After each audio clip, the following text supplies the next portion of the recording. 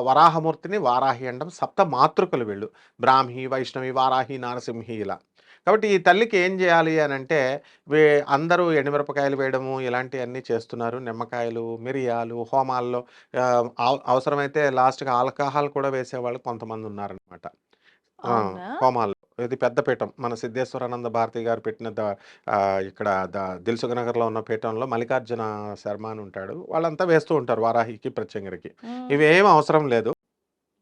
So, అమ్మవారికి మనం చేయాల్సినటువంటిదేంటంటే పసుపు, కుంకుమార్చన. ఎలాగైతే లక్ష్మీదేవికి, సరస్వతీదేవికి, మనం పార్వతీదేవికి చేస్తున్నామో, ఆ విధంగా ఈ జగన్మాత అయినటువంటి వారాహికి, వారాహి అష్టోత్తరం దొరుకుతుంది. వారాహి హ్మ్. సహస్రనామం దొరుకుతుంది. అండ్ జగద్గురువులైనటువంటి ఆదిశంకరాచార్యుల వారు నిర్దేశించారు. ఏ దేవతకైనా సరే, ఆ! మన బెజవాడ కనకదుర్గమ్మ తల్లి మూలపీఠం, ఆ! మాయాపీఠం.